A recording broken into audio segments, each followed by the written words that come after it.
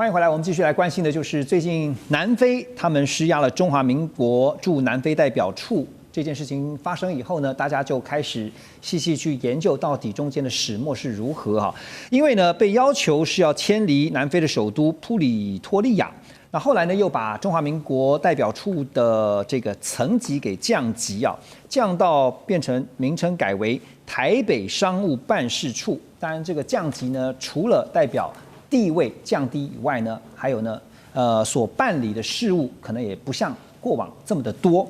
那为了反制呢，就看到台湾这边经济部贸易局修改了自由贸易港区输往国外与贸易法，就特别明文规定了说，要把二极体晶粒跟晶圆，还有光敏二极体或发光二极体，总共呢总47项货品列入了输往南非之前，应该要先经过经济部的核准，也就是许可制。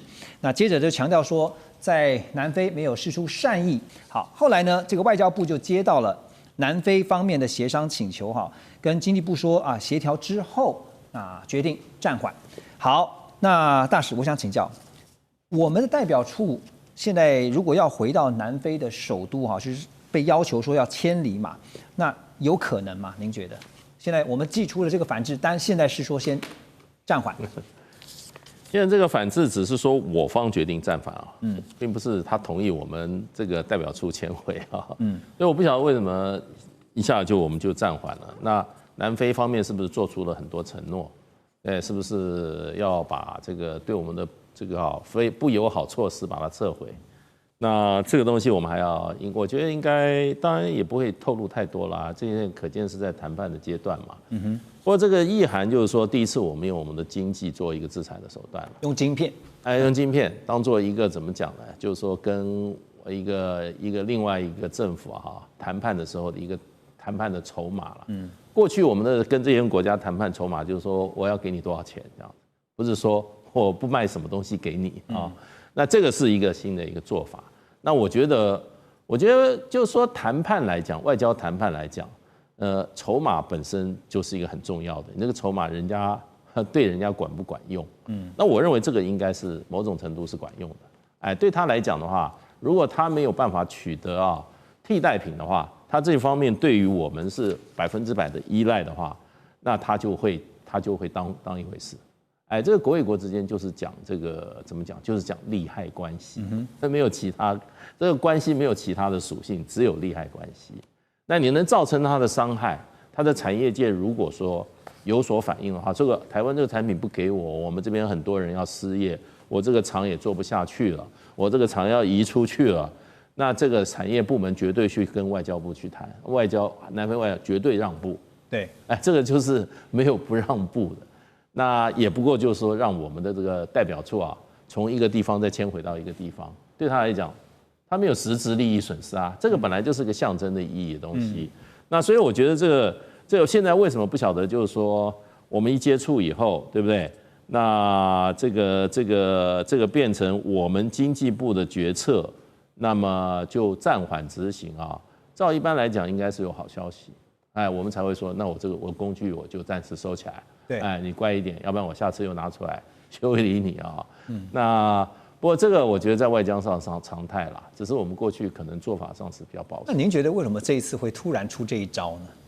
我觉得过去都从来没用过。我觉得就变成就是说，这个可能是怕这种问题会产生骨牌效应。因为我们现在大部分在海外的所有的我们的这个政府单位都怎么样？是主流我们的办事处、我们的大使馆只剩下13、14个了。我们有几十个、快上百个，不是代表处就是什么办事处啦。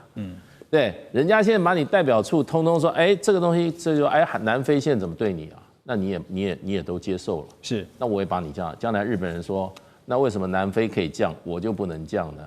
如果日本今天跟大陆谈判，大陆跟日本讲说，那叫你们把那个日本那个台湾代表处改成台湾商务办事处，就比照办理嘛。对啊，那人家的时候你怎么谈？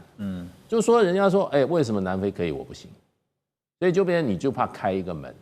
所以这个对我们来讲的话，事实上就是说，从外交角度上，你不是只看一个对象，它是一个骨牌效应。确实，所以它在这个问题上，过去没有发生过啊，我的经验上没有，我的印象没有发生过。那一旦做了这个之后，就必须像您刚刚讲的说，它后续的一些连锁的反应会是如何哈？就怕发生骨牌效应啊，就一面倒啊，全部倒了。好，所以问题来哈，就是说，如果我们一旦把科技制裁 weaponize， 就是武器化之后，聂老师觉得我们也必须要思考的，包括后果、风险是什么？当然，我们今天讲一下一个国家它的实力有多少，筹码有多少，非常重要。台湾我们要理清我们到底有什么筹码，有什么实力。说不好听点，我们台湾还是一个非常小的国家。从关税贸易战，我就已经看出川普的眼中，他把日本、韩国比照欧盟那一代的，就15%。我们现在20%的这样处罚很难，因为他把你看成东南亚国家，就是小国嘛，就这么 tiny。所以呢，我们也不要野狼自大。不过台湾绝对也可以很有实力，因为全世界晶片，所以到天空上的、航太的、地上的所有的最先进的东西，没有台积电活不下去。所有东西往前冲就是台积电的这个东西，太厉害了。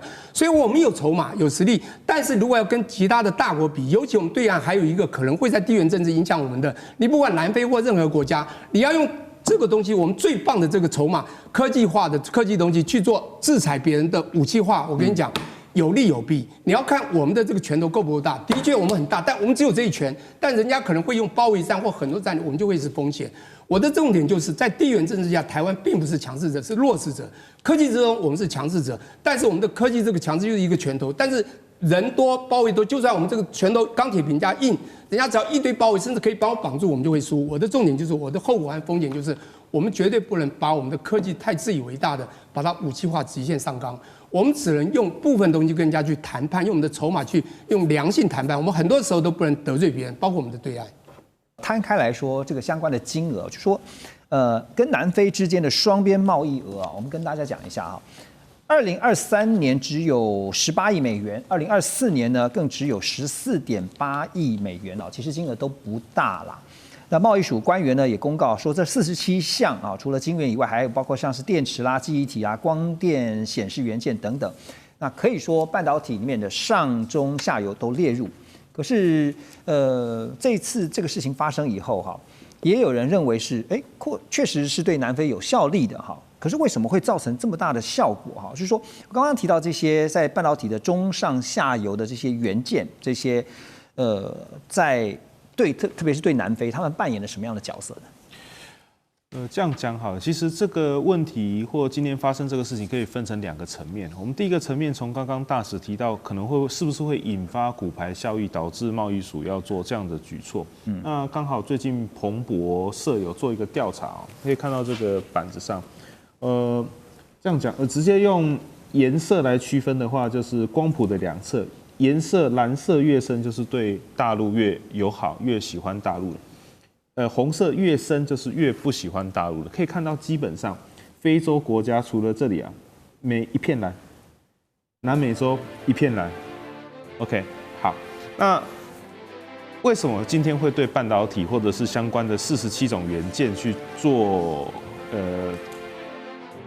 去做那个什么那个管制出口，管制出口，先许可，对，主要的话其实只要基本上有电的东西都会需要这些东西。